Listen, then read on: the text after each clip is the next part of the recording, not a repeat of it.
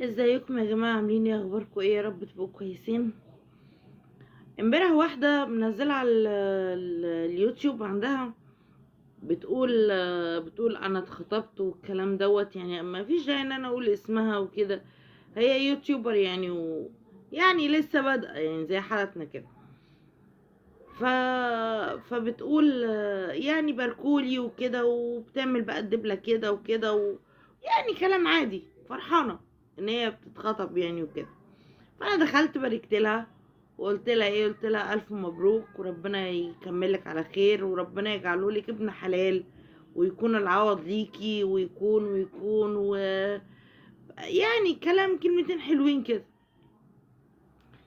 واحدة بقى كاتبة في التعليقات، سابت الموضوع كله ومسكتني انا، دخلت لي: ايه يا نهى؟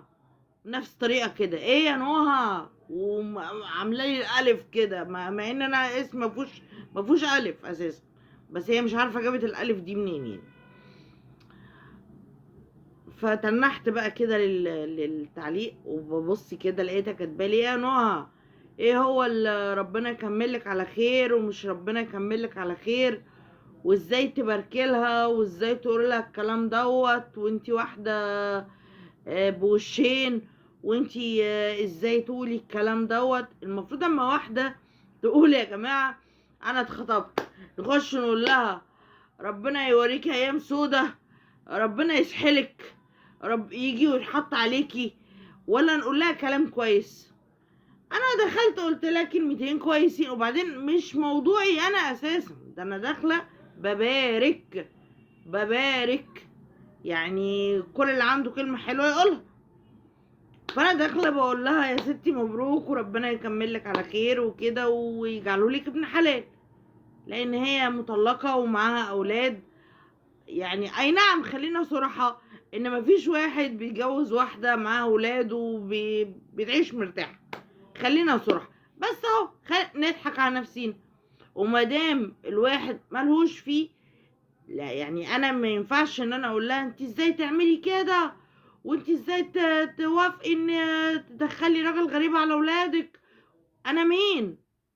انا مين ان انا اقول لها كده؟ انا مالي؟ انا ايه علاقتي؟ عندي كلمة كويسة اقولها، ما عنديش خلاص امشي اسكت. انما دي راحت داخلة تك تك تك تك تك تك تك، لا تراجع ولا استسلام، وراحت مسكاني شمطاني. تمام، المهم ما ردتش عليه. شويه راحت داخلالي جايبه رقمي من لمحه، وراحت داخله على الواتساب عندي. يعني بصوا، كان فاضل لها طبله، قعدت تدي فيا. انا نفسي افهم انا غلطت في ايه يا جماعه ان انا بقول لواحده مبروك ربنا يكملك على خير وربنا يجعلهولك ابن حلال؟ ما هو رب يعني، هو لو هو طلع ابن حلال هيبقى من عند ربنا، لو هو طلع عكس كده يبقى هو بقى ايه اختيارها، هو يتحمله. بس احنا ملناش ان احنا يعني نمسك الناس ونقول لهم انتوا ازاي تعملوا كده؟ يا لهوي ايه ده؟ وانتي هتدخلي راجل غريب على اولادك؟ وانتي ايه اللي انتي بتعمليه ده؟ ولا احترمي نفسك. يا جماعة احنا ملناش علاقة بحياة الناس اللي حوالينا. وبعدين انا ايه علاقتي ان انا اقول لها كده عشان انا اتهزق كل التهزيق ده؟ عايزه افهم بجد، والله العظيم ده انا كنت عامله زي يعني ما الحمد لله، الحمد لله. انا بس نفسي اشوفها. تمام. انا اول حاجه طبعا عملت لها بلوك من عندي من على الواتس، وعملت لها بلوك من على المكالمات، وعملت لها بلوك من على الفيس لان هي دخلت لي برضه على الفيس. يعني لو بيني وبينها طار، مع ان انا ببص في التعليقات لقيت في ناس كتير داخله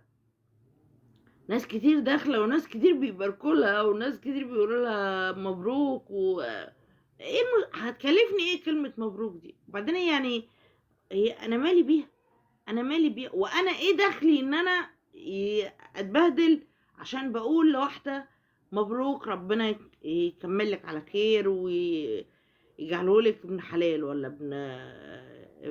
ابن اي حاجه. انا مالا، انا نفسي افهم بجد. ناس بقت عندها بجاحه يعني ما شفتش كده، ما شفتش كده والله العظيم.